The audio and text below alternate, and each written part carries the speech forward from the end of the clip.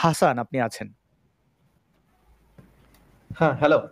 আমাকে কি শোনা যাচ্ছে? জি, হ্যাঁ, শুনতে আচ্ছা, পাচ্ছি। আমার মাসুদ ভাইয়ের কাছে কোশ্চেন, বাংলাদেশে কিভাবে ইসলাম মানে ইস্টাবলিশ হলো এই বিষয়ে উনি কি বলবেন? কারণ এক সময় তো আমাদের এখানে বৌদ্ধ ছিল, তারপর সেন রাজা, তারপরে তো ইসলাম আসলো। মানে মানুষ কি সেজন্য ইসলামে কনভার্ট হলো? রাইট, মাসুদ ভাই। এটার জবাব, এটা যেহেতু অনেক বড় ঐতিহাসিক ব্যাপার, ইতিহাস নিয়ে আপনি প্রশ্ন করেছেন, এটা ইতিহাসের বই পড়লে ভালো। তবে খুব সংক্ষেপে যদি আমি বলি, আমাদের এই দেশে বৌদ্ধদের রাজত্ব ছিল, হিন্দুদের রাজত্ব ছিল, সেন বংশ, পাল বংশ, বিভিন্ন বংশের রাজত্ব ছিল। কুমিল্লার ময়নামতিতে সেই বৌদ্ধ রাজাদের যে অতীত ইতিহাসের অনেক স্মৃতিচিহ্ন আছে। তারপরে পাহাড়পুরে কিছু স্মৃতি। যাই হোক, আমাদের দেশে মানে আমাদের এই আহ, আজকের যেটা বাংলাদেশ, ভারত, পাকিস্তান আর তৎকালীন সময়ের ভারত, সেই ভারতে মুসলিমরা সুফিবাদী মতাদর্শ মানে এখানকার উপযোগী, এখানকার যে ধর্মীয় রীতি এর সাথে মিলমিশ করে সুফিবাদ ঢুকেছে। ঢোকার পরে তৎকালীন সময়ের মানুষেরা অনেক ইসলাম গ্রহণ করেছে। স্বাভাবিকভাবে কি মানুষ নতুন কিছু দেখলে অনেক সময় ইসলাম গ্রহণ করেছে। অনেকগুলো ঠিক এগুলোই যে কারণ তা না, এর মধ্যে কিছুটা আছে তলোয়ারের ভয়ে। তলোয়ার নিয়ে ঢুকেছে, ইসলাম গ্রহণ কর নয়তো কোপাবো, তো ইসলাম গ্রহণ করেছে। কখনো কখনো দেখা গেছে যে বিদেশি মানুষ অন্যরকম ভাষায় কথা বলে, আর ভারতের লোকেরা বিদেশি হয়তো প্রথম দেখেছে, তাদের কাছে আরে এরা কিভাবে হা হু করে কেমন যেন আরবিতে কথা বলে, দেখে হয়তো অবাক হয়েছে। তখন হয়তো কেউ কেউ তাদের কাছে গিয়ে ধর্মটা গ্রহণ করেছে। এরা এরা আবার এই হুজুররা যারা বিদেশ থেকে এসেছিল, যেমন আপনার শাহজালাল, বাংলাদেশের যে সিলেটের যে জঙ্গি শাহজালাল যার কবর আছে, সে শাহজালালও কিন্তু ইয়েমেন থেকে এসেছিল, সেও কিন্তু বাংলাদেশি না বা আমাদের দেশি না, অন্য দেশের হানাদার। তো এদের এরা অনেকে বিয়ে করেছে, অনেকগুলো বিয়ে করেছে, বিয়ে করে করে বাচ্চা কাচ্চা বেশি পয়দা করেছে। এদের অনুসারীরা এসেছিল, তারা বাচ্চা কাচ্চা বেশি পয়দা করেছে। একইভাবে অনেক হিন্দুরা, নিম্ন বর্ণের হিন্দুরা, তারা হয়তো ব্রাহ্মণ্যবাদী হিন্দুদের অত্যাচারের কারণে ইসলাম গ্রহণ করেছে। একইভাবে আজকে যেমন আমরা দেখি যে ভারতের বিভিন্ন অংশে ব্রাহ্মণ্যবাদী হিন্দুরা বা ব্রাহ্মণ হিন্দুরা ওই মুসলিম তোষণের আড়ালে মুসলিমদের শোষণ করছে, বা দেখা যায় মুসলিমদেরকে ইসলাম গ্রহণ করতে মানে অন্যদেরকে ইসলাম গ্রহণ করতে বা মুসলিমদেরকে ইসলামের শরিয়া আইন মেনে চলতে এক ধরনের উস্কানি দিচ্ছে। তখনও হয়তোবা আপনার তৎকালীন সময়ের এখানকার ব্রাহ্মণেরা, ভারতের ব্রাহ্মণেরা অন্যদেরকে, সাধারণ মানুষকে ইসলাম গ্রহণ করতে হয়তোবা উজ্জীবিত করেছিল, উৎসাহ দিয়েছিল, যাতে করে তাদের উপর শোষণটা আরো বেশি করতে পারে। এবং আচ্ছা, একটা ধন্যবাদ পর্যায়ে গিয়ে মাসুদ ভাই। ব্রাহ্মণেরাও আমি ইসলাম আরেকটা গ্রহণ কোশ্চেন করেছে করতে এবং যাচ্ছি। আশরাফ বা উচ্চ বর্ণের মুসলিম। হ্যাঁ, আচ্ছা মাসুদ ভাই, বিষয়টা কি হলো যে বলছেন? আপনার হ্যাঁ, আমি বলতে যাচ্ছি, আপনি যদি সুলতানি আমলটা দেখেন, সুলতানি আমলটা হলো বাংলার গোল্ডেন পিরিয়ড। আপনি ধন্যবাদ দেন। যদি ইকোনমিক্যালি দেখেন বা অন্যান্য কিছুতে দেখেন, ইভেন বাংলা ভাষার যে ডেভেলপমেন্টটা, এটা সুলতানি আমলেই হয়েছে। এটা আপনি আর্কিওলজিক্যালি ভাবে দেখতে পারেন ইবাতে। তবে আমি আপনাকে একটা বিষয় বলতে পারি, আপনি বৌদ্ধ বলেন আর হিন্দুইজম বলেন, কোনো ধর্মেই সাধারণ মানুষের অধিকার প্রতিষ্ঠিত হয় নাই। যেটা আপনি ইসলামরে জঙ্গি বলেন বা যাই বলেন, এটা আমাদের একটা প্রতিষ্ঠা হয়েছে। সেটা আপনার কি বৌদ্ধ ধর্ম প্রতিষ্ঠা পায় হয়েছে? নাই, হিন্দুইজমের পায় নাই।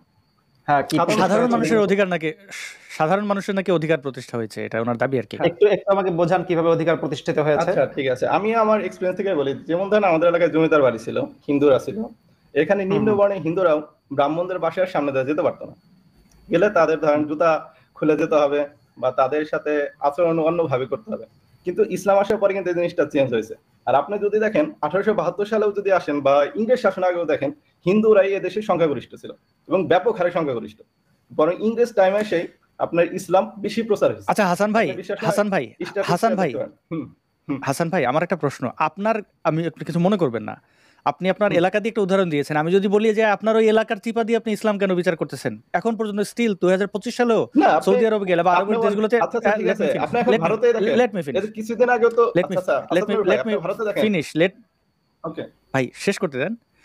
আপনি আচ্ছা সরি ভাই। আপনার ঘরের চিপা দিয়ে আপনি ইসলামকে বিবেচনা করছেন কেন? এখনো আরবের যে কোনো দেশে, বাংলাদেশ থেকে কোনো মুসলিম গেলে তাদেরকে মিসকিন মানে ঘৃণার চোখে দেখে। আপনি বর্ণবাদ নাই বলতেছেন ইসলামে। মাসুদ ভাই, মোহাম্মদ বেঁচে থাকা অবস্থায় তার ইসলামের বর্ণবাদ নিয়ে একটু বলেন তো।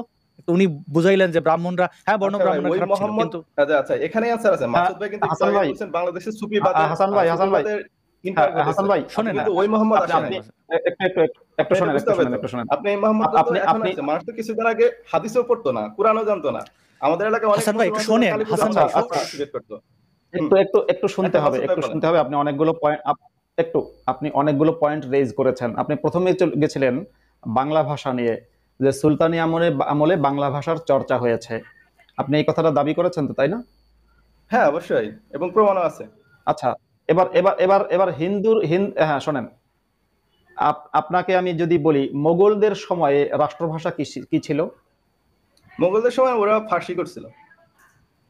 রাষ্ট্রভাষা ছিল ফার্সি ফার্সি। আচ্ছা, হুম। হ্যাঁ, তা ফার্সি কি আমাদের আমাদের ভারতবর্ষের ভাষা নাকি বাইরের কোনো দেশের ভাষা? না, ফার্সি তো ইরানের ভাষা। ইরানের ভাষা। গুড, আপনাকে ধন্যবাদ। এবার আপনাকে বলি, আপনি যে বলছিলেন যে বাংলা ভাষার চর্চা করেছে সুলতান আমলে মুসলমানরা, তার আগে হিন্দুরা কি বাংলা ভাষার বিরুদ্ধে ছিল? হ্যাঁ, হিন্দুরা আপনি যদি সেন আমলে দেখেন তখন মূলত আপনার ভাই যদি এত পাল আমলে দেখেন বেসিক বিষয় যদি আপনার হাসান ভাই সরি সরি আর আচ্ছা, এন্টারটেইন করতে আপনাকে পারবেন না। আপনি একদম আচ্ছা এই কখয় যদি না জানেন তাহলে তো না কখন আপনি আচ্ছা আসাদুর ভাই আপনাকে আচ্ছা, চ্যালেঞ্জ করতেছেন হাসান ভাই, আপনার, হাসান আমি ভাই, আপনি ডকুমেন্ট না দিয়ে না না, আপনাকে চ্যালেঞ্জ চ্যালেঞ্জ করতে না, পারি। চ্যালেঞ্জ হাসান ভাই, হাসান আমি ভাই, আপনাকে ডকুমেন্ট দিয়ে চ্যালেঞ্জ করতে পারি, আপনি আমারে আপনার অশিক্ষিত সাথে কেউ একটু পান নাই। কথা বলতে দেন। না না আপনি আমি আমি ডকুমেন্ট বললাম চ্যালেঞ্জ আপনি করব। আপনি ভাই, বেসিকটা জানেন না। ভাই চ্যালেঞ্জ অবশ্যই। করবেন তো? আপনার সাথে একটু ভাই হাসান ভাই, আপনি একটু আপনার সাথে আমাকে কথা বলতে দেন। আর আপনি যদি তাবলিগি ওয়াজ করতে আসেন তাহলে ওয়াজ করে চলে যান, তাহলে আমি চুপ না থাকবো, আমি আমরা ওয়াজ দুজনেই করতেছি আপনার না ওয়াজ ভাই, না আমি হয় 5 ইসলামের মিনিট পক্ষের শুনলাম। লোক না। আচ্ছা, ওয়াজ না করলে আমি কথা বলতে ইসলামের দেন। পক্ষের লোক। হুম। কথা খুব আচ্ছা। খুব সংক্ষেপে বলুন এবং কথা বলতে দেন। আপনাদের যে রেনেসার যুগ, সেখানকার মানে যখন বাংলা সাহিত্যের বিকাশ ঘটেছে, সেই সময়ের আপনি 5 জন সাহিত্যিকের নাম বলুন তো। আচ্ছা, এবার আপনি বাংলা সাহিত্যের, আচ্ছা আপনি 1800 বাংলা শতক, সাহিত্যের রেনেসাঁ তো ফোর্ট 1800 উইলিয়াম। শতকে এবং 1900 ফোর্ট শতকে। আচ্ছা এবার মাসুদ ভাই, আপনি বাংলা সাহিত্যের রেনেসাঁ যুগটা কি ফোর্ট উইলিয়াম কলেজ থেকে শুরু করতে যাচ্ছেন বঙ্কিমচন্দ্রকে দিয়ে? আমি আপনাকে 5 জন ব্যক্তির নাম বলতে বলেছি। আচ্ছা এবার শুনেন, আমি আপনাকে বলি, আপনি যদি বাংলা সাহিত্যের যদি আসেন তাহলে আপনি মধ্যযুগে বাংলা সাহিত্য আছে, সে সময় আপনি ইউসুফ জুলেখা লেখা হচ্ছে ওই অলরেডি সময়। আপনি কিন্তু মোহাম্মদুল্লাহ নাম না বলে বঙ্কিমচন্দ্র শোনেন, অলরেডি কিন্তু আপনি মোহাম্মদুল্লাহ না বলে বঙ্কিমচন্দ্র বলে ফেলেছেন। এই জন্য বললাম 5 জন হ্যাঁ ব্যক্তির নাম বলুন। বঙ্কিমচন্দ্র বলছি, কারণ রেনেসার যুগ তো আপনার ওই সময় শুরু, তাই না? বঙ্কিমচন্দ্রকে সাহিত্য সম্রাট বলা হয় এবং তার লেখার মধ্যে তো আপনার প্রকাশ হ্যাঁ হতেছে বলুন, আরো বলুন। আচ্ছা এখন আপনি আরো 5 এই জনের বিষয়ে নাম একটু বলবেন। পড়বেন মাসুদ ভাই। একটা বলেছেন। মাসুদ ভাই এই বিষয়ে আপনি একটু পড়বেন, এই বিষয়টা হলো আপনার ফোর্ট উইলিয়াম কলেজ থেকে কিভাবে বাংলা ভাষার মধ্যে সংস্কৃত ভাষা ঢোকানো হয়েছে, এই বিষয়ে নিয়ে আপনি হিন্দুদেরই লেখা আছে, আপনি মুসলমানদের লেখা পড়তে হবে না, একটু পড়বেন। আর আপনি মুক্তিযুদ্ধ নিয়ে একটা বই পড়তে পারেন, এটা হ্যাঁ, হলো আচ্ছা, হিন্দুদের লেখা ফ্রেডরিক ওয়েলস। বইয়ের নাম ভাই বলেন, ভাই ভাই বইয়ের নাম ভাই বলেন। হাসান হুম। ভাই হাসান ভাই আচ্ছা মাসুদ একটু একটু আমাকে বুঝতে ভাই আপনি শান্ত ভাইয়ের মতো আচরণ করেন না, মানে এক জায়গা থেকে আরেক জায়গা দূরে দূরে ছোটাছুটি করতেছেন কেন? হ্যাঁ আপনি একটা আচ্ছা একটা ভাই জায়গায় সরি ভাই, থাকেন, আমি আপনাকে বোধহয় প্রশ্ন কথা করলে জি কথা বলে আমি আচ্ছা, কিছু এটা আপনি কি এটা তো হবে না মানে আচ্ছা হাসান ভাই, হাসান ভাই আচ্ছা মাসুদ ভাই একটু আমি ওনাকে বুঝতে চাই এক সেকেন্ড। হাসান ভাই দেখেন আমাদের এই শোটা বাংলাদেশ সময় রাত 8টায় শুরু হয়, 10টায় শেষ হয়ে যায়, 2 ঘন্টা। এখন এখানে অনেকজন মানুষ আছেন, আপনি যদি একটা স্পেসিফাই না করেন, আপনি দাবি করলেন সেনরা বাংলা ভাষা মানে এক মুঘল ছাড়া আর কেউ বাংলা ভাষার জন্য কিছু করে নাই, এই ধরনের দাবি করতে গেলে এটা ইতিহাসের বিষয়, তো আপনি একটা দুইটা রেফারেন্স দিয়ে দিয়ে আগান, আপনি আগাচ্ছেন না, বলছেন যে আচ্ছা বর্ণবাদ ইসলামে নাই। আমি মাসুদ ভাইকে জিজ্ঞেস করলাম যে মাসুদ ভাই বর্ণবাদ ইসলামিক কোথায় কোথায় আছে, কিভাবে আছে, কতটা ভয়ঙ্কর ভাবে আছে, একটু যদি সংক্ষেপে বলতেন। আপনি আবার সেখানে মুঘল নিয়ে আসলেন, তো এইভাবে আসলে এটা অনেক না বড় হয়ে আমি যাবে, আপনি মুঘল নিয়ে নির্দিষ্ট আসি না, একটা জিনিস দেখেন। নিয়ে আগান। আচ্ছা তাহলে আমাকে একটু 2-3 মিনিট বলতে দেন। হ্যাঁ আচ্ছা আমি কি এই বলতে হাসান পারি? ভাই, না না 2-3 মিনিট বলা দরকার নেই, শোনেন আমার কথা শোনেন। আপনি বোঝাতে চাচ্ছেন যে মুসলমানরা বাংলা ভাষাকে বেশি পছন্দ করে, তাই না? না না, মুসলমানরা বাংলা ভাষাকে বেশি পছন্দ করতে এরকম বিষয়টা ঘটে নাই, শুধুমাত্র বোধহয় এক সুলতানের সময় বোধহয় বাংলা ভাষাকে তিনি সম্মান দিয়েছিলেন, উনি বোধহয় সুলতান গিয়াসউদ্দিন আচ্ছা আপনার আজম শাহ পয়েন্টটা কি? আপনি কি নামটাকে বলতে চান? আপনি একটা সংক্ষেপে একটা বিষয় থাকেন, একটা না না বিষয়, না একটা যে কোনো একটা বিষয় আপনি আচ্ছা চুজ করে এটা দেন। আচ্ছা আমি বলি তাহলে, আমি মাসুদ ভাইকে বলি। আমি মাসুদ ভাইকে প্রথমে খুবই সম্মান করি, কারণ ওনার হুম। প্রচুর ডেডিকেশন, কারণ উনি ওনার একটা সুন্দর জীবন রেখে এখানে চলে আসছেন। কিন্তু আমার কাছে যে বিষয়টা আমি বলতে চাচ্ছি, আমাদের গ্রাম বাংলা সহ সারা বাংলাদেশের সাধারণ মানুষ যে ইসলামটা মানে, সেখানে এরা কোনোদিন হাদিসও পড়ে না, কোরআনও পড়ে না। সুতরাং মোহাম্মদের যে বিষয়টা এদের কাছে আসছে টোটালি আলাদাভাবে। আপনি যেটা মিন করলেন সুফিজম, এই সুফিজমটাই আমাদের এখানে আছে। এখানে মোহাম্মদকে আপনি দেখা যাবে যে হরিণের একটা গল্প আছে ওইভাবে বলা হচ্ছে বা এইভাবে বলা হচ্ছে, এই বিষয়ে আমি বলতে চাচ্ছিলাম। আর সুলতানের আমলে যেটা হচ্ছে, আপনি যেটা বলছেন সুফিজম আসছে, এবং মুসলমানদের অবদান বাংলায় প্রচুর আছে। এটা আপনি যদি দেখেন বাংলা ভাষা, আমি বলতেছি না যে ইসলাম ওইভাবে দাঁড়ানো। আমার একটা হাসান জিজ্ঞাসা ভাই, ছিল হাসান ভাই, আমার একটা জিজ্ঞাসা ছিল আপনাকে, আপনি সুফিজমকে প্রমোট করছেন, আমি আমি যদি আপনাকে বলি হাসান ভাই, আপনি কি এখানে বাংলাদেশে যদি কোনো রয়ের এজেন্ট থাকে বা মোসাদের এজেন্ট থাকে, তাদেরকে আপনি খুব অ্যাপ্রিশিয়েট করবেন, তারা দেখা গেল যে খুব দান খয়রাত করতেছে, খুব নাচতে গাইতেছে, তো সেটা আপনার কাছে খুব মজা লাগবে, মানে ও আচ্ছা এটা তো ভালো, তাই না? র ভাই, সো আমি হোয়াট, দেখেন মোসাদ সো হোয়াট, না মানে আপনি আপনারা করবেন দেখেন কি এখানে অ্যাপ্রিশিয়েট? হ্যাঁ বা না? আমি যদি বুঝতে পারি তখন তার লক্ষ্য যদি খারাপ হয়, অবশ্যই তাহলে অ্যাপ্রিসিয়েট করবো না। ওকে মাসুদ ভাই, এখন এই আপনার দাম, সুফিরা কারা ছিল? হ্যাঁ মাসুদ ভাইয়ের কাছে এই বিষয়ে আমার একটু জানার ইচ্ছা আছে। এই আসলে সুফিরা ছিল সুফিরা কি এরকমই, ইসলামের মানে বহির্ভূত? সুফিরা ছিল মূলত, শোনেন, সুফিরা ছিল মূলত ইসলামিক জঙ্গিদেরই আপনার এজেন্ট এজেন্ট হিসেবে তারা ঢুকেছিল। যেমন আপনার জঙ্গি মঈনুদ্দিন চিশতি, যাকে খাজা বাবা বলা হয়, ভারতে যার কবর, এবং বেশিরভাগ তার কবর বেশিরভাগ যাই হোক, হিন্দুদের ছাগলামি নিয়ে আর না হয় নাই বললাম। তো তো এই মঈনুদ্দিন চিশতি ছিল জঙ্গি, যে আপনার 17 বার চিঠি লিখেছিল মাহমুদ গজনবীকে, না 17 বার না 12 বার সম্ভবত চিঠি লিখেছিল মাহমুদ গজনবীকে, সংখ্যাটা কম বেশি হতে পারে, যে তুমি ভারতে আসো, অ্যাটাক করো। এবং গজনবী এসে ভারতে অ্যাটাক করেছে এবং সোমনাথ মন্দির ভাঙচুর করেছে। তো সুফিরা ছিল হচ্ছে ওদের এজেন্ট। আচ্ছা হাসান ভাই, আপনার নাম কি হাসান নাকি অন্য কিছু? হাসানি, সামনে আরেকটা নাম আছে, ওটা আপনার use নাম যদি করতেছি। হাসান হয় ভাই, এটা হাসান কি বাংলা শব্দ? না ভাই, হাসান আরবি শব্দ, জানি না আরবি শব্দ না ফার্সি শব্দ, তাহলে তবে বাংলা শব্দ না। তাহলে আপনারা মুসলমানরা যেহেতু বাংলা প্রেমিক, তাহলে আপনারা মুসলমানরা বাংলায় নাম রাখেন না। হিন্দুরা কিন্তু আচ্ছা বাংলায় নাম রাখে, কিন্তু আপনারা আচ্ছা মুসলমানরা মাসুদ ভাই, বাংলায় নাম আপনি রাখেন না কেন? আপনি বাংলা ভাষার অরিজিনাল কতগুলো শব্দ, কত পার্সেন্ট শব্দ বাংলা ভাষায় ইউজ হয়, এটা কি আমাকে বলতে পারবেন? আবার একটা অজুহাত নিয়ে আসলেন, সোজা একটা প্রশ্ন করেছিলেন কিন্তু না হাসান ও তো ভাই, আপনি আসি নাই, একদম সিম্পল, আসাদ নূর ভাই, আপনি একদম ও তো সিম্পল। আপনি আসতেছেন, আমি হ্যাঁ বলেন, আপনি বলেন, বাংলা আপনি ভাষায় বলবেন কোথা থেকে আসলে। কি কি আসছে সেটা তো মিন করে না যে আপনি আপনার নামটা বাংলায় না না, কেন, আমার নামটা বাংলায় না কেন। কত পার্সেন্ট অরিজিনাল বাংলা ইউজ হয় বলেন?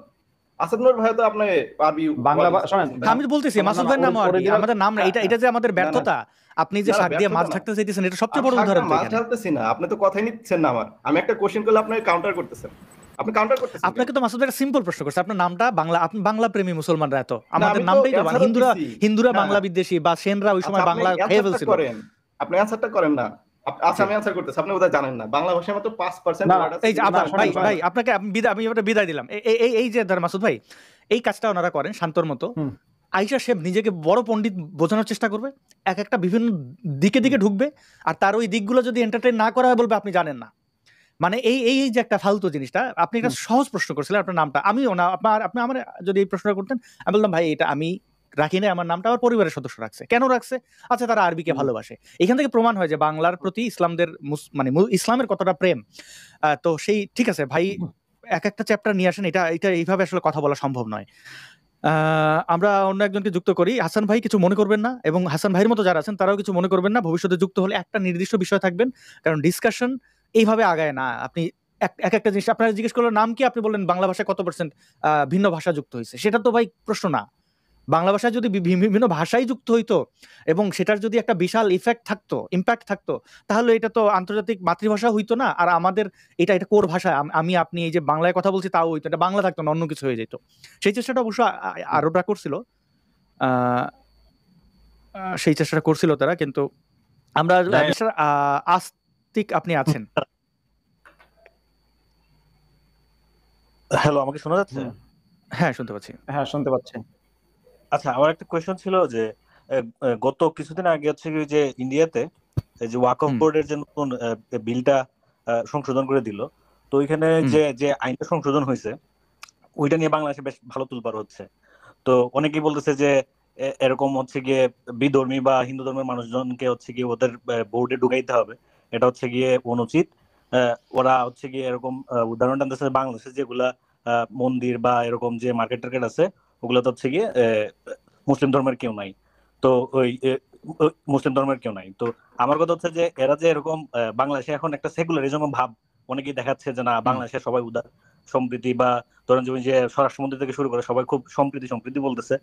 তো বাইতুল মুকাররমের মসজিদে যে এত বড় মার্কেট, এত বড় বিজনেস এদের, এখানেও তো আমার মনে হয় না কোনো বিধর্মী কেউ আছে। তো আপনি এটা কিভাবে দেখতেছেন যে বিধর্মী না, অন্য ধর্মের বলেন, কারণ বিধর্মী বলতে বোঝানো যায় যে নাস্তিক, তারা ধর্মহীন, তারা তো ধর্মহীন না, তাদের ধর্ম নন মুসলিম কেউ তো নাই।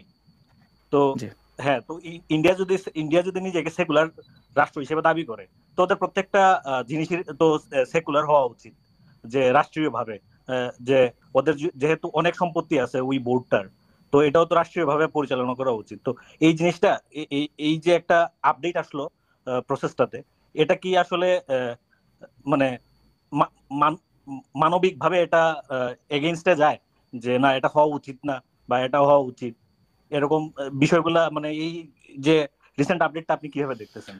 জি অনেক ধন্যবাদ মাসুদ ভাই, আপনি যদি রিসেন্ট আপডেট যেটা আছে ওটা নিয়ে আমি এক ধরনের আলোচনা হচ্ছে সেটা জানি, কিন্তু এটার পুরো ডিটেলস কি, মানে ওয়াকফ বোর্ড নিয়ে কি সিদ্ধান্ত হয়েছে ওটা আমি বিস্তারিত জানি না।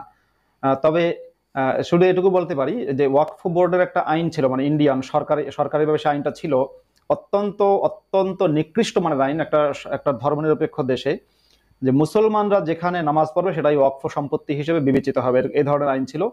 এবং ভারতের উগ্র ইসলামিক জঙ্গি চায়না ব্যানার্জির দলের আরেক উগ্র ইসলামিক জঙ্গি কল্যাণ বন্দ্যোপাধ্যায় বা কল্যাণ ব্যানার্জি নামের এক উগ্র ইসলামিক জঙ্গি চায়না ব্যানার্জির দলের, কিন্তু সে পশ্চিমবঙ্গের একজন ব্যক্তি। তা আপনারা কল্যাণ ব্যানার্জি নাম শুনেই বুঝতে পারছেন, হ্যাঁ, তাকে মুসলমান ভাবার কোনো কারণ নেই, সে ওই পিনাকি ভট্টাচার্যের মতোই। সে দাবি করেছে, আমার কাছে সে ভিডিও ক্লিপ আছে, সে বলেছে যে মুসলমানরা যেখানে নামাজ পড়বে সেটাই মসজিদ। এই যে মুসলমানরা যেখানে নামাজ পড়বে সেটাই মসজিদ, এবং শুধু তাই না, কল্যাণ ব্যানার্জি জিহাদ করতে গিয়ে নিজের হাতের কিছু অংশ শহীদ করেছিল। মানে পার্লামেন্টের একটা অংশে সে অন্যদের সাথে আর্গুমেন্ট করেছিল, আর্গুমেন্টের একটা পর্যায়ে সে কাচের বোতল ভেঙে নিজের হাত রক্তাক্ত করেছিল ইসলামের জন্য। মানে অর্থাৎ এত ক্ষিপ্ত হয়েছে যে না, মুসলমানরা যেখানে নামাজ পড়ে সেটাই মসজিদ, মুসলমানদেরকে সারা ভারত দিয়ে দিতে হবে, এত ক্ষিপ্ত হয়ে গেছিল, নিজের হাত রক্তাক্ত হয়েছে, সেটা নিয়ে কিন্তু নিউজ হয়েছিল বা ভারতের টিভি চ্যানেলগুলোতে। তো ভারতে যে মুসলিমদের জন্য আলাদা আইন, মানে একটা সেকুলার রাষ্ট্রে মুসলিমদের জন্য আলাদা আইন, একটা সেকুলার রাষ্ট্রে মুসলিমদেরকে মানে ইসলাম ধর্মটাকে প্রমোট করা, যেটা চায়না ব্যানার্জির মতো জঙ্গিরা করে এবং ভারতের অন্যান্য চীনপন্থী দলের লোকেরাও করে। তারপরে হচ্ছে আপনার এই যে মুসলমানদেরকে করা, মানে যে তোমাদের মুসলমানকে বহু বিবাহ করতে উৎসাহ দেয়া, অধিক সন্তান নিতে উস্কানি দেয়া, যেটা চীনপন্থী দলগুলো করে, এটা অত্যন্ত নিন্দনীয় এবং ন্যাক্কারজনক।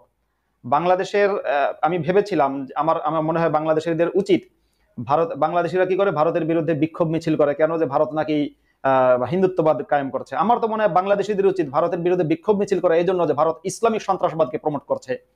বাংলাদেশিদের উচিত চায়না ব্যানার্জির ইয়ে নিয়ে, মানে কি বলে, ছবি নিয়ে প্লাকার্ড প্রদর্শন করা, মানে বিক্ষোভ করা, যে আমাদের বাংলাদেশে ইসলামী জঙ্গিবাদ প্রমোট করার জন্য এই জঙ্গি নেত্রীর অপসারণ চাই, সেটা করা উচিত ছিল। কিন্তু বাংলাদেশিরা আনফরচুনেটলি সেটা করছে না। শুধু তাই না, আমার মনে হয় এই মুহূর্তে যদি মানে চায়না ব্যানার্জি এবং তার যে দলের উগ্র ইসলামিক জঙ্গিরা আছে, যেমন কল্যাণ বন্দ্যোপাধ্যায় সহ অন্যান্য উগ্র ইসলামিক জঙ্গিরা আছে, তারা যদি বাংলাদেশে যায়, তা বিপুল ভোটে চায়না ব্যানার্জি বাংলাদেশের প্রাইম মিনিস্টার হতে পারবে। আমি বলে দিচ্ছি, পশ্চিমবঙ্গ থেকে যদি পশ্চিমবঙ্গের মুখ্যমন্ত্রীগিরি ছেড়ে যদি বাংলাদেশে যায় চায়না ব্যানার্জি এবং যদি ভোটে দাঁড়ায়, তা বাংলাদেশের মুসলমানরা হাসিনা, খালেদা, জামাতের আমির শফিকুর রহমান এ কাউকে ভোট দেবে না, সবাই চায়না ব্যানার্জিকে ভোট দেবে। কারণ ভারতের এই সমস্ত চীনপন্থীরা ইসলামের এত সেবা করেছে, আমার মনে হয় পাকিস্তানের মুসলমান পলিটিশিয়ানরা এবং বাংলাদেশের মুসলমান পলিটিশিয়ানরাও ইসলামের এত সেবা করেনি। তো এই ক্ষেত্রে আমি বলবো যে ভারতের সাধারণ মানুষের, মানে এমন না যে হিন্দুরা জাগ্রত হবে, হিন্দু জাগ্রত সভা করবে, এটা আমি বলছি না। আমি বলছি সাধারণ মানুষের মধ্যে সেকুলারিজমের বোধ থাকা জরুরি। এই হিন্দুত্ববাদী হওয়ার দরকার নেই, বরং হিন্দুত্ববাদীও না, ইসলামপন্থীও না, একটা সেকুলার আইডিওলজি নিয়ে সাধারণ ভারতীয়দের প্রতিবাদ করা উচিত। যারা যারা ভারতকে ইসলামিক জঙ্গিবাদের তীর্থভূমি হিসেবে দাঁড় করাতে চায়, তাদের বিরুদ্ধে ভারতীয়দের এবং বাংলাদেশিদের এবং পাকিস্তানিদের রুখে দাঁড়ানো উচিত। ধন্যবাদ আপনার মতামতের জন্য। Thank you so much. আপনাকেও ধন্যবাদ। হ্যাঁ, অনেক ধন্যবাদ মাসুদ ভাই। আমি আরেকজনকে যুক্ত করার করছি। আসলে প্রশ্নগুলো এইভাবে হলে ভালো হয়। হাসান ভাই আমাকে প্রাইভেটলি লিখেছেন যে তিনি আমাকে আঘাত করতে চাননি। হাসান ভাইকে বলে আপনাকে আমি আসলে আঘাত করতে চাইনি, বা আমি আপনাকে আঘাত করিও নি। ব্যাপারটা হয় কি, আপনি অনেকগুলো শাখা যখন যুক্ত করেন তখন আলোচনাটা অনেক বিস্তারিত হয়ে যায়, যেটা 2 ঘন্টায় করা সম্ভব নয়। শুধু নয়, এখানে যে আরো যারা আছেন তাদের প্রশ্ন থাকে, তাদের সাথে বৈষম্য করা হয়। আমি নিশ্চয়ই আপনাকে অনুরোধ করবো, আপনাকে একটু পরে আবার যুক্ত করছি। আপনি যদি সংক্ষেপে কোনো একটা বিষয়ে আগাতে চান তাহলে সেটা কথা বলা যেতে পারে। আমি আরো যারা আছেন একই সারিবদ্ধভাবে, যেমন রিমা আপনাকে যুক্ত করেছে, আপনি যদি আপনার ইয়াতে জানাতেন। আসাদ ভাই, আমাকে শোনা যাচ্ছে? শুনতে পাচ্ছি, সাউন্ড কম একটু। আচ্ছা ঠিক আছে, আমরা বুঝতে পারবো। আমার একটা প্রশ্ন ছিল। জি প্লিজ। নবীজির যে কোরআন, এটা তো তারই রচিত গ্রন্থ। তিনি ইহুদি খ্রিস্টানদের ধর্মগ্রন্থ থেকে সবকিছু কপি করে এগুলো কোরআনে লিখেছেন। এখন কথা হচ্ছে, মুহাম্মদ তো 1400 বছর আগে পৃথিবীতে এক্সিস্ট করতো, তো সেরকম কি ইউনুস নবী, ইউসুফ নবী, আদম নবী এরা কি এক্সিস্ট করতো, নাকি শুধুই রূপকথা? খুবই সুন্দর প্রশ্ন মাসুদ ভাই। হ্যাঁ রিমা, আপনি চমৎকার প্রশ্ন করেছেন যে মোহাম্মদ এক্সিস্ট করতো, অন্যান্য নবী যাদের কথা বলা আছে তারা এক্সিস্ট করতো কিনা। এগুলো কোনোটাই প্রমাণিত নয়। কারণ ধর্মগ্রন্থে যে সমস্ত ব্যক্তিবর্গের কথা বলা হয়, যেমন দাউদ নবী, দাউদ, ইউনুস, ইউসুফ, হ্যাঁ, তারপরে আপনার যিশুর কথা আছে, মুসার কথা আছে, বিভিন্ন নবীদের কথা আছে, মানে কোরআনে মোট 25 জন নবীর কথা আছে। আর ইসলামিক সূত্রগুলো ঘাটলে দেখা যায় নবীর সংখ্যা ছিল 1 লাখের বেশি। হুজুররা অনেক সময় বলে 1,24,000 বা 2,24,000, লাখের উপরে নবী ছিল। এখন এই যখন কোনো গাল গল্প তৈরি হয়, তখন গাল গল্পের সবই মিথ্যা না, আবার সবই সত্য নয়। সুতরাং আমরা ঐতিহাসিকভাবে যারা ইতিহাসবিদ তারা এই কোরআনে বর্ণিত যে সমস্ত নবী আছে বা বাইবেলে বর্ণিত যে সমস্ত নবী আছে তাদের তাদের বিষয়ে কি রিসার্চ করে বের করেছেন, তারা সবাই এক্সিস্ট করতো কিনা সেটা নিয়ে আমার জানা নেই। আমার ধারণা, এমনি আমার ধারণা, এটা কিন্তু কেউ দলিল হিসাবে ইউজ করবেন না, যে এদের অনেকে এক্সিস্ট করতো, অনেকে এক্সিস্ট করতো না। কথার কথা, একজন আছে ইউসুফ নবী, একজন আছে ইউনুস নবী। এই ইউনুস নবী বর্তমানে আবার বাংলাদেশের নবী, আবার ডক্টর মোহাম্মদ ইউনুস ওরফে জঙ্গি ইউনুস। হ্যাঁ, এই যে ইউনুস নবী যিনি ছিলেন, মাছের পেটে 40 দিন ছিলেন, আর বাংলাদেশের পেটে ইউনুস কয়দিন থাকবে জানি না। তো এই যে ইউনুস নবীর গল্পটা, এই গল্পটা ভুল। এখন ইউনুস নামের ব্যক্তি আসলে ছিল কিনা এটা জানি না, তবে এগুলো এক্সিস্ট না করার সম্ভাবনাই বেশি। কারণ কি, যখন কোনো ধোকাবাজি করে তখন কিন্তু সে আপনার প্রচুর গালগল্প বলে অতীত সম্পর্কে, বর্তমান সম্পর্কে বললে কিন্তু ধরা খাবে। যেমন আমি যদি এখন বলি যে এই মুহূর্তে কলকাতায় ভূমিকম্প হচ্ছে, তাহলে কিন্তু কেউ না কেউ আপত্তি করবে, এই মিয়া কই ভূমিকম্প হচ্ছে। আমি যদি বলি এই মুহূর্তে কাঠমান্ডুতে ভূমিকম্প হচ্ছে, তাহলে কিন্তু অনেকে আপত্তি তুলতে পারে যে আপনি গাঁজাখুরি গল্প দেন। কিন্তু আমি যদি অতীত নিয়ে বলি যে 5000 বছর আগে কাঠমান্ডুতে একটা ভূমিকম্প হয়েছিল, তাহলে সেটা কিন্তু যাচাই করাটা অনেক কঠিন হবে, টাফ হবে, যে কারণে সহজে আপনি কিন্তু অস্বীকার করতে পারবেন না। মুহাম্মদ সেই টেকনিক অবলম্বন করেছে। বাইবেলের গল্পগুলো যেমন বস্তা পচা বা অনেক ভুলভাল কথা আছে, মুহাম্মদ যেহেতু বাইবেল থেকে কপি করেছে কোরআনটাকে, বা বাইবেলের অনেক কিছুই কোরআনের মধ্যে নিয়েছে, সেহেতু সবকিছুকে সত্য মিথ্যা বলাটা কঠিন। আর হচ্ছে মুহাম্মদের কিন্তু কোরআনের একার বক্তব্য না, আপনি যেমনটা প্রশ্ন করেছিলেন, মানে সরি, কোরআন মুহাম্মদের একার বক্তব্য না। মুহাম্মদ কোরআনের প্রতিষ্ঠাতা, মানে কোরআনের প্রাথমিক বক্তব্যগুলো মুহাম্মদের অনেক কিছুই আছে। কিন্তু যখন কোরআন রচনা করা হয় তখন ওসমান দুর্নীতির মাধ্যমে কোরআনের মধ্যে অনেক নিজের মনমতো কথা ঢুকিয়েছে। পরবর্তীতে কোরআনের মধ্যে আরো অনেক কিছু ঢোকার সম্ভাবনা রয়েছে, যে কারণে কোরআনটা ঠিক মুহাম্মদের একার রচনা এটা আমি দাবি করছি না। হ্যাঁ, তবে কোরআনটা মুহাম্মদের রচনা এটা ঠিক, কিন্তু তার একার না। অনেক ধন্যবাদ মুফতি মাসুদ ভাই। রিমা, আশা করছি আপনার প্রশ্নের উত্তর পেয়েছেন।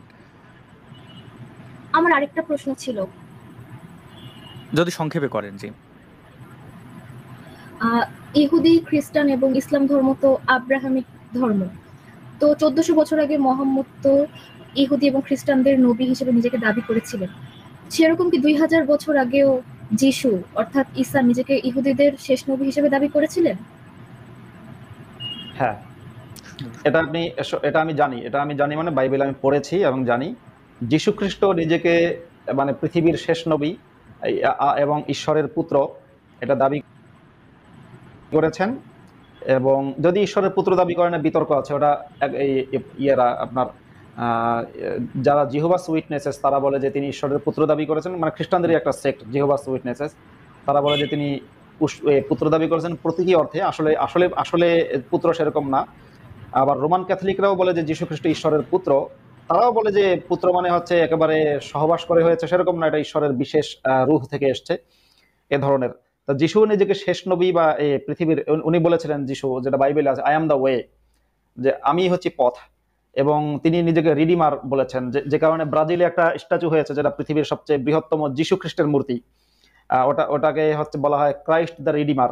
একটা নদীর পাড়ে আপনারা দেখবেন ব্রাজিলের সিম্বল দেখেন, এইভাবে হাত দুটো ছড়িয়ে রেখেছেন যীশু খ্রিস্ট, ক্রাইস্ট দ্য রিডিমার। আচ্ছা, আবু সাইদ। তো যিশু নিজেকে শেষ নবী বলেছিলেন, এটা ঠিক, এবং ইহুদিদের নবী বলেছিলেন তিনি নিজেকে। ঠিক একইভাবে মুহাম্মদ নিজেকে শেষ নবী, ইহুদিদের নবী বলেছে। আনফরচুনেটলি মুহাম্মদের পরে সেরকম বড় মাপের কোনো নবী টবী আসেনি, যারা এসেছিল তাদেরকে অনেকে মুসলমানরা মেরে ফেলেছে। একেবারে শেষ দিকে এসে একজন দাবি করেছিলেন যে গোলাম আহমদ কাদিয়ানি, যাকে মুসলমানরা কাদিয়ানি বলে গালি দেয়, গোলাম আহমদ ভারতের, তিনি নিজেকে বলেছিলেন হচ্ছে ইমাম মাহদি, এবং এক ধরনের রিডিমারি তিনি নিজেকে দাবি করেছিলেন। জি, এবং এই আহমেদিয়া সাহেবের ইয়েতে, মানে দিল্লিতে আমি তাদের মসজিদে গেছিলাম এবং সেখানে ঐতিহাসিক অনেক বিষয়াদি, মানে অনেক চেষ্টা তিনি করেছেন। হ্যাঁ, রিমা, আশা করি আপনার উত্তর পেয়েছেন। জি, ধন্যবাদ আসাদ ভাই এবং মাসুদ। অনেক ধন্যবাদ আপনাকেও। জি, ভালো থাকবেন। আমরা আরেকজন অতিথির কাছে, আচ্ছা হাসান ভাইকে একটু যুক্ত করে আমি ইয়ে করে দিই। হাসান ভাই, আপনি শুনতে পাচ্ছেন? হ্যাঁ, আমি শুনতে পাচ্ছি। আমি আপনাকে ধন্যবাদ দিই যে আপনি আপনার বুঝতে পেরেছেন যে এটা উচিত হয়নি। দেখেন ভাই, বিভিন্ন আনলে, যেমন আপনি আমাকে যদি জিজ্ঞেস করেন, হ্যাঁ ভাই বাংলা ভাষার মধ্যে কত % বিদেশি ভাষা ঢুকেছে, তৎসম থেকে 25 থেকে 30% বা ফার্সি উর্দু থেকে এসেছে, এটার মানে এটা মিন করে না বিদেশি ভাষা ঢুকেছে এর মিন করে না যে আপনার নামটা আমার নামটা বাংলা হয়ে গেল। হ্যাঁ, প্রশ্নতে থাকলে ভালো হয়। যদি আপনি বলেন আচ্ছা আপনি কত পার্সেন্ট, তাহলে আমি বলে দেই আপনি জানেন না, এই কথাগুলো হচ্ছে আক্রমণাত্মক। আমি আপনাকে পুরো বিষয় এন্টারটেইন করব না, কারণ তাহলে এটা অনেক লম্বা হয়ে যাবে। আশা করি আপনি বুঝবেন। এবার বলেন আপনার যদি কিছু স্পেসিফিক জানা থাকে মাসুদ ভাইয়ের কাছ থেকে। ভাই আমার 3-4 মিনিট একটু বলার আছে, জাস্ট 3টা মিনিট সময় দেন।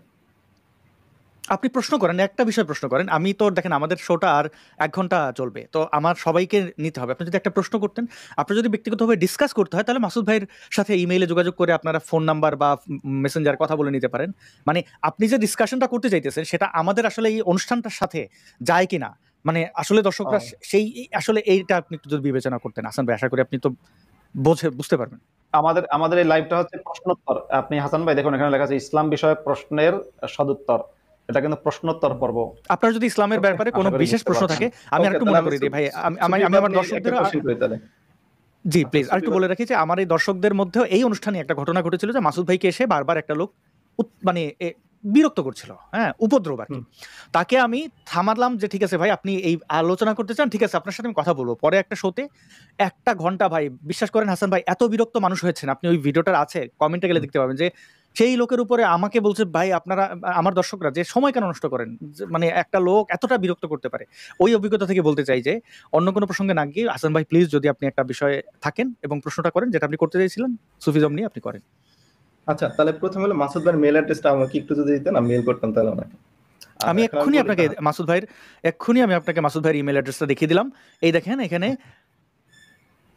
এই মুফতি মাসুদ ভাইয়ের ইমেল অ্যাড্রেস আছে, আমারও আছে। আপনি মাসুদ ভাইয়ের সাথে যোগাযোগ করেন, তারপরে তিনি ফেসবুকের লিংক দিলে আপনারা কানেক্ট হয়ে আলোচনা করে নিন। হ্যাঁ, আচ্ছা, মুফতি মাসুদ ভাইয়ের কাছে আমার প্রশ্ন হলো যে আমি ধরেন এখন মানে আমার এলাকা বা যে মাজারগুলো আছে, এই মাজারগুলোতে আমি যেটা দেখতে পাচ্ছি যে আপনি যেটা বলছিলেন যে হ্যাঁ ওই সময় যারা সুফি আসছিলেন তারা হয়তো তরবারি নিয়ে আসছিলেন, কিন্তু এখনকার মাজারগুলোতে ধরেন হিন্দু মুসলমান সবাই যাচ্ছে, ইভেন তৌহিদি জনতার কিন্তু আক্রমণের শিকার মাজার হচ্ছে।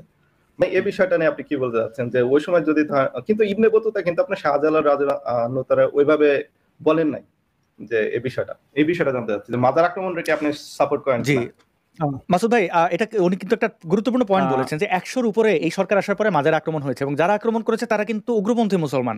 তো আসলে যদি সুফি পন্থীদের ওই মানে তাদের ধারা যদি অব্যাহত থাকতে হলে তো এক ডাকাত থেকে পছন্দ করার কথা, কিন্তু সুফিরা তো উদারপন্থী এখন আমরা যাদের দেখি। এটা একটা ভ্যালিড পয়েন্ট মনে হয় যে আপনার একটু ডিসকাস যদি করতেন। হ্যাঁ, এবার হাসান ভাই, সুফিদের মধ্যে 2টো ধারা আছে। একটা ধারা হচ্ছে যারা তাদেরকে মুসলিম বলে অন্যরা স্বীকার করে না, তারা মূলত ওই গানের চর্চা করে, কাওয়ালি টাওয়ালি গায় বা ইসলাম মোহাম্মদের প্রতি ভক্তি প্রদর্শন করে। এই ধারাটা নিয়ে আমাদের কোনো সমস্যা নেই। কিন্তু আরেকটা ধারা আছে সুফিদের মধ্যে যারা জঙ্গিবাদী, তারা সুফিবাদের আড়ালে আসলে জঙ্গিবাদের প্রমোট করে এবং আস্তে আস্তে মানুষকে যেমন জঙ্গি কারা বানিয়ে দেয়। মাসুদ ভাই, এবং এদের দুই একজন নেতার নাম যদি বলতেন। যেমন এনায়েতুল্লাহ আব্বাসী, হ্যাঁ এনায়েতুল্লাহ আব্বাসী জঙ্গি। তারপরে রাজারবাগী পীর আছে জঙ্গি, রাজারবাগী পীর দিল্লুর রহমান নাম, সেও জঙ্গিবাদী, প্রচন্ড ভয়ঙ্কর জঙ্গি সে। আবার কিছু পীর আছে যারা একটু সুফিবাদকে প্রমোট করে বা একটু শান্তিকে প্রমোট করে, সেরকম পীরও আছে, যেমন চট্টগ্রামের মাইজ ভান্ডারী পীর, এরা কিছুটা শান্তিকে প্রমোট করে। কিন্তু ঘটনা আমার তো সুফিবাদীরা কি বলে সেটা দেখার দরকার নেই, আমার দেখতে হবে পিন পয়েন্ট ইসলাম কি বলে। এখন অমুক সুফিবাদী এত ভালো কাজ করেছে, এটা আমার দেখে লাভ নাই। সেই যে বাগেরহাটে গিয়ে ইসলাম প্রচার করেছে এবং হচ্ছে প্রচুর পুকুর খনন করেছিলেন একজন ব্যক্তি, খান জাহান আলী। আমি তার পুকুর খননের প্রশংসা করি, কিন্তু ইসলাম প্রচার করেছেন আমি এর নিন্দা করি। একইভাবে যদি কোনো সুফি কোনো ব্যক্তি, অনেক মুসলমানরাও কিন্তু, আসাদ ভাই মনে আছে কিনা আগের একটা লাইভে একজন ব্যক্তি যুক্ত হয়েছিলেন আপনার সাথে কিনা, নাকি মুফতি ইমরানের সাথে, একজন ব্যক্তি যুক্ত হয়ে খুব ইমোশনাল হয়ে বলছিলেন যে তিনি বাংলাদেশের একজন হিন্দু ব্যক্তি। তো মুসলমানরা তার বাড়িঘর পাহারা দিয়েছে, মুসলমান মানে প্রতিবেশী এক মুসলমান তার বাড়িঘরে পাহারা দিয়েছে, এটা মানে অর্থাৎ বলছেন এই মুসলমান কত ভালো। এখন ব্যক্তি মুসলমান ভালো হতে পারে, আমি অনেক ব্যক্তি মুসলমানকে পেয়েছি যারা অসম্ভব রকমের ভালো, কিন্তু ব্যক্তি মুসলমান দিয়ে কিন্তু আমি ইসলামকে এবং মোহাম্মদকে জাজ করব না। কোন একজন মুসলমান, ধরুন ভারতের আসানসোলের একজন ইমামের কথা এখন বলতে হয়, আসানসোলের একজন ইমাম যিনি হিন্দু মুসলিমের একটা দাঙ্গায়, ভারতের পশ্চিমবঙ্গের ঘটনা, আসানসোলের ঘটনা। আসানসোল শহরটা আমি একটু বাংলাদেশের মানুষদের জানানোর জন্য বলি, আসানসোলে হচ্ছে কবি নজরুল ইসলামের জন্ম। আসানসোলের চুরুলিয়া গ্রামে 1899 সালে কবি নজরুল ইসলামের জন্ম। তো সেই কবি নজরুলের কি বলে, আমি তো মানে পদধূলি ধন্য আসানসোলের একজন ইমাম, তার ছেলেকে হিন্দুরা হত্যা করেছে। মানে হিন্দু মুসলিম দাঙ্গার মধ্যে কিছু উগ্রবাদী হিন্দুর হাতে তার ছেলে খুন হয়েছে। সেই ইমাম কিন্তু প্রতিশোধের বার্তা না দিয়ে তিনি কিন্তু সম্প্রীতি, সহানুভূতি এবং ভালোবাসার বার্তা দিয়েছেন। তো ওই ইমামকে কিন্তু ওই ইমাম দিয়ে আমি কিন্তু ইসলামকে এবং মুসলমানকে জাজ করব না। ওই ইমামকে আমি ভালোবাসি, তার আমি প্রশংসা করি। কিন্তু যদি মোহাম্মদকে আপনি ওই ইমাম দিয়ে জাজ করেন ভারতের হিন্দুরা কিংবা বাংলাদেশের মানুষেরা, তাহলে ভুল করবেন। কারণ মোহাম্মদ তো সেই ব্যক্তি। একটা ধর্ম তো মাসুদ ভাই বোঝা যায়, মাসুদ ভাই একটা ধর্ম তো বোঝা যায়, সেই ধর্মটা ওই দেশে সংখ্যালঘু নাকি সংখ্যাগুরু, সংখ্যাগুরু হলে কেমন করে, সংখ্যালঘু হলে কেমন করে। বাংলাদেশের হিন্দুরা কিরকম, ভারতের হিন্দুদের মধ্যে কিছু জায়গায় যে উগ্র। না আচ্ছা আসাদ নূর ভাই, না তারপরেও আমি আসাদুল্লাহ ইমামের প্রশংসা করে একটু ভাই হাসান ভাই একটু না সময় শেষ হয়ে যাচ্ছে তো। তা মোহাম্মদ তো সেই ব্যক্তি, না ঠিক আছে, মোহাম্মদ তো সেই ব্যক্তি যার সন্তানকে হত্যা করা দূরের কথা, শুধুমাত্র তার বিরুদ্ধে কবিতা লিখেছে কিছু মানুষ, তার কিছু সমালোচনা করেছে, সমালোচকদেরকে যে কোনো মূল্যে ঘাতক পাঠিয়ে ধোকাবাজি করে মিথ্যা কথা বলে প্রতারণার মাধ্যমে হত্যা করেছে। তো সেই ব্যক্তি মোহাম্মদ। সুতরাং ইসলামকে ভাই সুফিবাদ দিয়ে আপনি প্রমোট করতে আসবেন না। মোহাম্মদকে দিয়ে ইসলাম এবং মোহাম্মদ মানে ইসলামের শরিয়া আইন এবং মোহাম্মদ এই দুটো দিয়ে আপনি ইসলামকে জাজ করবেন। যদি আপনার মনে হয় যে মোহাম্মদ ভালো মানুষ ছিল এবং ইসলামের শরিয়া আইনটা খুব ভালো, তাহলে ভাই আপনি মুসলমান থাকেন। আর যদি আপনার মনে হয় এটা, আর যদি আপনার সেটা মনে না হয়, তাহলে ইসলাম ত্যাগ করেন। অমুক সুফি তমুক সুফি ব্যক্তি বা আসানসোলের ইমামকে দিয়ে আপনি ইসলামকে জাজ করবেন না দয়া করে। আচ্ছা আরেকটা কোশ্চেন করি, সরি ভাই মানে সময় নিয়ে ফেলছি বেশি। আপনি ইউটিউবে দুইটা চ্যানেল দেখতে পারেন মাসুদ ভাই, একটা হলো বলন কাজের একটা চ্যানেল আছে, আরেকটা নাম ভুলে গেছি, আমি যদি পারি লিঙ্কটা দেবো, দেখবেন এরা মানে এখন ইসলাম অন্যভাবে ব্যাখ্যা করছে। তাদের কাছে কোরআনের ব্যাখ্যাও ভিন্নভাবে, হাদিসের ব্যাখ্যাও ভিন্নভাবে। ইভেন আমি ছোটবেলায় আমার একজন দেখাইছিলেন, ওনার কাছে কোরআনের ব্যাখ্যা আছে, সেই কোরআনের ব্যাখ্যা টোটালি ডিফারেন্ট। তারা কোরআনে ব্যাখ্যা করতেছে অন্যভাবে। যেমন আবাবিল পাখির কাহিনীটা তারা দেহতত্ত্বের সাথে মিলে ফেলতেছে। আমি আপনাকে ভিডিওটা এখন দিতে পারতেছি না, দিলে আপনাকে দেখাতে পারতাম যে তারা কোরআন হাদিসটা টোটালি চেঞ্জ করে ফেলছে। এই বিষয়ে আমি একজনের কথা বলে শেষ করতেছি, জাস্ট একটা। আচ্ছা, এটা হলো আবুল কালাম আজাদ ছিলেন, উনি ছিলেন আপনার 1947-এ দেশ বিভাগের বিপক্ষে। উনি একটা লেখা লিখছিলেন যে ধরেন আরবের ইসলাম কখনো সব দেশে প্রতিষ্ঠা হবে না। সেটা যদি হতো তাহলে সৌদি আরব, ইরান, আফগানিস্তান সব এক দেশ থাকতো, কিন্তু সেটা কিন্তু সম্ভব হয় না। মানে ইসলাম কিন্তু মডারেট হয়ে আসে। এবং হিন্দুইজম কিন্তু একই, কলকাতার যে হিন্দুইজম আপনার উত্তরে গেলে কিন্তু দেখবেন ওটার মধ্যে অ্যাগ্রেসিভনেস চলে আসছে। আমরা তো আজকে ধরেন ধর্মের ইরাডিকেট সম্পূর্ণরূপে করতে পারবো না, যদি একটু মডিফাই করা যায়, যেমন লালন যেটা করছেন বা করছেন, আমরা যদি এদের এস্টাবলিশ করতে পারি তাহলে আমরা অনেকটা সম্ভব। আচ্ছা অনেক ধন্যবাদ। আমি একটু যুক্ত করে দেই মাসুদ ভাইকে, মাসুদ ভাইকে একটু যুক্ত করে দেই। মাসুদ ভাই যে হ্যাঁ, উনি এই যে পয়েন্টটা মেক করেছেন, আসলে তো ইসলামকে রিফর্ম করা যায় কিনা, মানে আমরা যদি আর্যদের যে বলা হয় আর্যরা বহিরাগত, তারা আসলে ধর্মের এই করেছে, আবার কেউ বলছে ধর্মের বিরুদ্ধে ছিল। আসলে আর্যরা কি ছিল, তারা তো এই নদীকে কেন্দ্র করে এই সিন্ধু সভ্যতাকে, এটার জন্য ধর্মের একটা তাদের এই যে আপনার ইয়ে করতে হয়েছে, ধর্ম প্রচার করতে হয়েছে, এবং পণ্ডিত ব্যক্তিরা এটা করেছেন। ইসলাম তো পণ্ডিত ব্যক্তিদের হাত থেকে হয় নাই, মানে এটা আসলে কি রিফর্ম করা উচিত কিনা। আর হাসান ভাইকে একটু মাঝখানে বলে রাখি, হাসান ভাই কিছু মনে করবেন না, আমাদের কিন্তু নবী মোহাম্মদের সাথে কোনো ঝামেলা নাই, আমাদের ব্যক্তিগত তার বংশের কারোর সাথে আমাদের কোনো ঝামেলা নাই। মাসুদ ভাই এই যে বিরোধিতাটা করছেন বা এই সমালোচনা, কেন তিনি শুনলেই তার নাম আটকে ওঠেন, কারণ তিনি পড়াশোনা করে তার এটা ইকুয়েশন। এখন এইটা তো আসলে যারা ইসলাম বিভাগ ডিটেইলে জানেন, তারা এসে কেউ এই চ্যালেঞ্জটা করছেন না যে না আপনার জানা ভুল, আমরা শুদ্ধ করে দিচ্ছি। আমরা তো বারবার এই কথাটা বলছি, মুফতি বশির ভাই বলছেন। আসলে এটা ক্ষোভের জায়গায় নেবেন না, এটা আসলেই বাস্তবতা। তো মাসুদ ভাই যদি একটু ওনার এই প্রশ্নটা একটু করতেন। হ্যাঁ, হাসান ভাই আপনি ভালো একটা কথা বলেছেন, কিন্তু আপনার কথার সাথে দুঃখিত, আমি একমত হতে পারলাম না। এই জন্যে যে ধরুন আমরা যদি ভালো ইসলামকে প্রমোট করি, ভালোর হাত ধরে খারাপ আসবে। ভালো ইসলামকে প্রমোট করার মানে হচ্ছে সেটা হচ্ছে ধরুন একটা বাটির মধ্যে পায়খানা রাখা আছে, গু মানে যেটাকে বাংলায় বলে গু রাখা আছে, রেখে আপনি গুয়ের উপরে একটা ভ্যানিলার লেয়ার দিলেন, তার উপরে আপনি পেস্তা বাদাম দিলেন, কাজু বাদাম দিলেন, কিছু কিশমিশ দিলেন। এরপরে একজন ব্যক্তির কাছে নিয়ে বলেন, ভাই দেখেছেন কি সুন্দর কাজু বাদাম, পেস্তা বাদাম, কিশমিশ, হ্যাঁ সব ভালো ভালো জিনিস, এটা আপনি খান। তো ওই ব্যক্তি কি করবে, প্রথমে ধরেন কথার কথা, প্রথমে সে একটু কাজু বাদাম খেলো, পেস্তা বাদাম খেলো, কিন্তু আলটিমেটলি একটু পরে কিন্তু তলের গুটা লাগবে। তা যেহেতু ইসলামটা হচ্ছে গু, কারণ মোহাম্মদ একটা গু।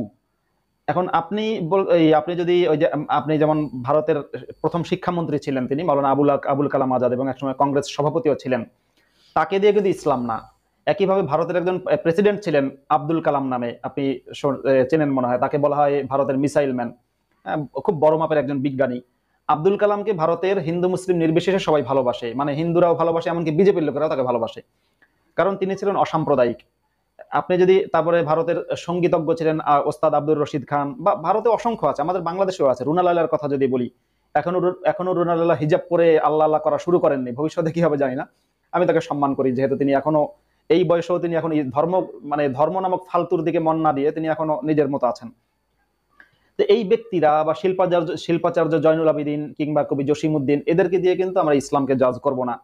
তবে যদি কোনো ব্যক্তি আপনার ওই ধর্মের লাইনে না গিয়ে যদি কোনো মুসলমান ব্যক্তি সংস্কৃতির চর্চা করে, যেমন আমি ভারতের অনেকের নাম বলতে পারি, বাংলাদেশের অনেকের নাম বলতে পারি, সংস্কৃতির চর্চা করে, সেটা গান হোক, সঙ্গীত হোক, চিত্রকলা হোক, যাই হোক, আমরা সেগুলোকে অ্যাপ্রিসিয়েট করি, আমার কোনো সমস্যা নেই। যদি কোনো মুসলমান সুফিবাদের মাধ্যমে কিছু মানুষকে একটু ইসলামিক সন্ত্রাসবাদ থেকে দূরে রাখে, সেটা নিয়েও আমাদের কোনো সে নেই। কিন্তু সমস্যা কি, ধরুন আমরা অনেক দেখেছি, যেমন আমাদের দেশে ইসলাম প্রচার করেছিল সুফিরা, কিন্তু আজকে কেন ওহাবিরা এত সংখ্যাগরিষ্ঠ? ওহাবিরা মানে বোঝাচ্ছে দেওবন্দিরা, আজকে কেন চারিদিকে তৌহিদ জনতা, সমস্ত পুরো জনগোষ্ঠী মব হয়ে গেল কেন? এই তাহলে সুফিবাদের সেই মানে কিছু সুফি, সব সুফি জঙ্গি ছিল তা না, কিছু সুফি তো ভালো ছিল, সেই বাণীগুলো কোথায় গেল? সেটা নেই কেন? নেই হচ্ছে এই জন্য যে আলটিমেট আমি যে কথাটা বলেছিলাম যে বাংলাদেশের মানুষেরা ওই সুফিবাদের উপরের যে পেস্তা বাদাম, কাজু বাদাম, ভ্যানিলা লেয়ার সেটা কিন্তু খেয়েছে, আর এখন হচ্ছে তলে যে গুটা আছে সেটাও খাচ্ছে। কেন খাচ্ছে? তারা ভেবেছে যে উপরে যখন কাজু বাদাম, পেস্তা, ভ্যানিলা এগুলো ছিল, হ্যাঁ, তাহলে নিচের যেটা আছে একটু দুর্গন্ধ হলে এটাও ভালো, এটাও খারাপ না, একটু কষ্ট হলেও খাও খাও খাও। তাহলে এই যে ওহাবি ইসলাম বা দেওবন্দি ইসলাম, এই যে ভয়ঙ্কর ইসলামটা, এই ভয়ঙ্কর ইসলামটা বাংলাদেশের জনগণের কাছে খারাপ লাগলে ওই যে খাওয়ার অভ্যাস আগে থেকে, সেই অভ্যাসের কারণে তারা এখন এই ওহাবি ইসলামটাও খাচ্ছে বা দেওবন্দি ইসলামটাও খাচ্ছে। আর ফাইনাল কথা আমার এটাই যে ভাই ব্যক্তি মানে আমি আবারও বলছি, মুসলমানদের মধ্যে অনেক ভালো মানুষ আছে, আমার আত্মীয় স্বজনদের মধ্যেও অনেক অনেক ভালো মানুষ আছে, অনেক খুব ভালো মানুষ হিসেবে ভালো, বিশ্বাসী, ধার্মিক, নামাজ পড়ে, রোজা রাখে, হ্যাঁ, তারপরে অনেক বিশ্বাসী ধার্মিক আছে। আবার একইভাবে আমার আত্মীয় স্বজনদের মধ্যে অনেক বলাৎকারী, মানে মাদ্রাসা ছাত্রদের পেছনে তাহাজ্জুদ নামাজ আদায়কারী, জঙ্গি, রাজাকার, মৌলবাদীরাও আছে। তো ওই সমস্ত ব্যক্তিবর্গকে দিয়ে আমি ইসলামকে কখনো জাজ করি না। আমি ইসলামকে জাজ করি ইসলামের প্রধান চরিত্র মোহাম্মদকে দিয়ে এবং হচ্ছে কোরআনকে দিয়ে। সুতরাং কোরআন, আর আপনি একটা কথা বলেছেন কোরআনের অন্যরকম ব্যাখ্যা নাকি কিছু মানুষ দেয়। ভাই কোরআনের অন্যরকম ব্যাখ্যা কেমনে দেবে? আপনি যদি ধরেন দুর্গম গিরিকান্তার মরু দুস্তর পারাবার, লঙ্ঘিতে হবে রাত্রি নিশীথে যাত্রীরা হুঁশিয়ার, এর কি ব্যাখ্যা আপনি দেবেন?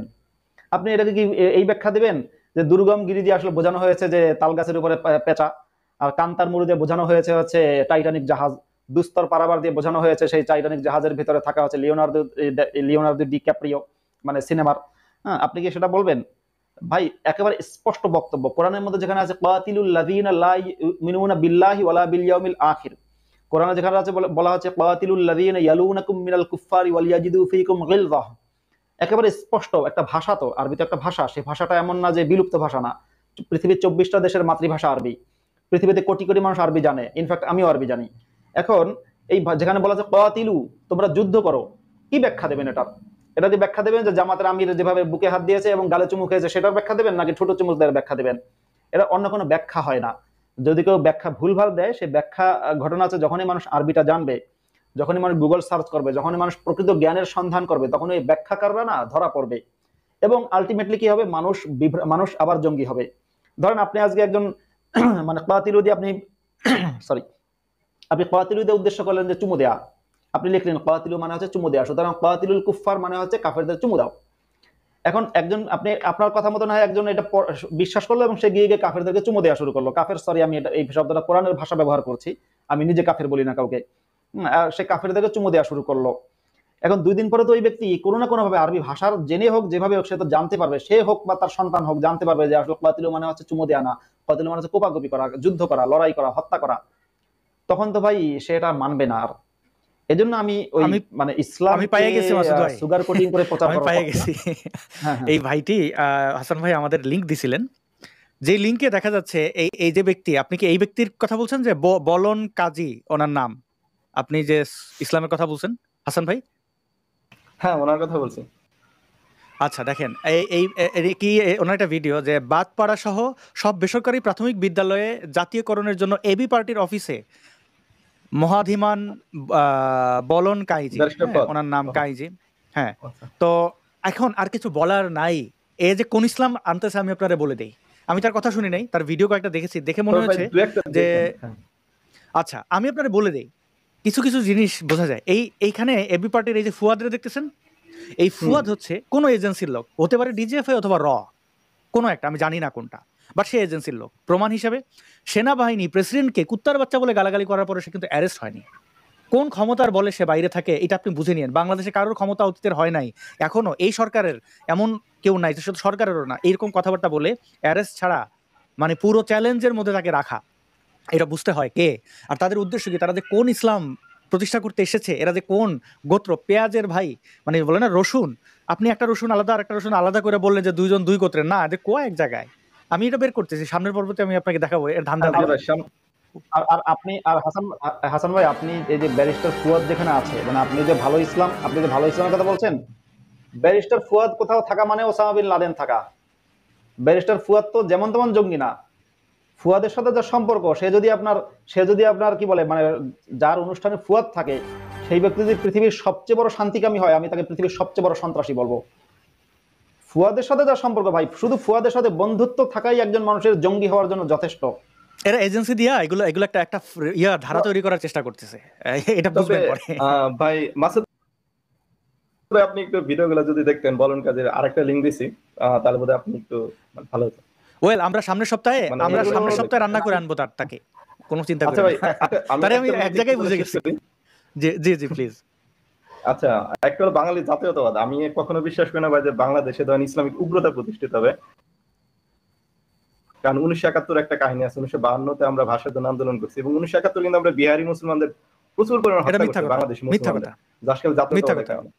প্রচুর পরিমাণে হত্যা করিনি, মোটামুটি হত্যা করা হয়েছে। তো এটা তো মোটামুটি শিওর ভাই। ওটা যদি হইতো তাহলে এই যে লাখ লাখ বিহারি মোহাম্মদপুরে থাকতো না।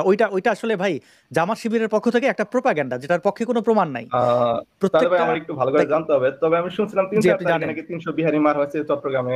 এগুলো তো পেপারে, এটা রেফারেন্স কি? মানে দেখেন, দুয়ে হইতে পারে সামান্য কিছু, যেভাবে বলা হয় একদম গণহত্যা, এরকম কোনো প্রমাণ আমরা পাই না। যারা দাবি করে মারা হয়েছে, বরং বিহারিরা, শুনেন হাসান ভাই, বরং বিহারিরা গণহত্যা চালায়। বিহারিরা পাকিস্তানিদের সাথে মিলে বাংলাদেশে চালাইছে, বিহারিরাই চালাইছে। হ্যাঁ, কিন্তু বিহারের উপরে গণহত্যা চলেছে। বিহারিদের বিরুদ্ধে গণহত্যা হয়নি। ব্যক্তি পর্যায়ে কোনো একজন ব্যক্তি বা দুজন ব্যক্তি বিহারিদের দুই একজন হত্যা করতে পারে। ভাই বিহারি এমনও লোক ছিল মাসুদ ভাই, আমাদের এই লাইভ শোতেই মুক্তিযোদ্ধারা এসে বলেছেন যে সে মাথা জড়ো করে করে রাখতো প্রাইজের জন্য, যে পাকিস্তান তো কায়েম হবেই। 100+ মাথা এমনও বিহারি ছিল, সে মানে কসাইয়ের ছিল, মাথাগুলো মানে মেরে মেরে প্রমাণ হিসেবে মাথা রেখে দিছে। এরকম হয়েছে। এখন আপনি যদি এরকম গণহত্যা চালান, আর আশেপাশের মানুষ তো আপনারা চিনলো, আপনারা মাইরে ফেললো পরে। হ্যাঁ, মুক্তিযুদ্ধের সময় তো অনেক রাজাকারকেও মারা হয়েছে। এখন এটার যুদ্ধ চলাকালীন অবস্থায় যদি প্রতিপক্ষ যদি এরকম করে, মা বোনদের ধরে নিয়ে যায়, আপনি বলেন তো। দেখেন এই যে পাকিস্তানি মিলিটারিদের তো কিছু অফিসারদের স্ত্রীরা ছিল, বাংলাদেশেই ছিল, তাদের এই যে আত্মসমর্পণ বা তাদের কোথাও নারীদের রেখে দেওয়া হয়েছে। মুক্তিযোদ্ধাদের ব্যাপারে এই যে ধর্ষণ করে, এগুলো বলে জামাত, কিন্তু কোনো প্রমাণ নাই তাদের কাছে। তারা বিতর্কিত করার জন্য এটা করে। আমরা আসলে এটা নিয়ে পরে আলোচনা করবো। অনেক ভালো থাকুন হাসান ভাই, অনেক ভালো লাগলো আপনার, অনেক সময় লাগলো।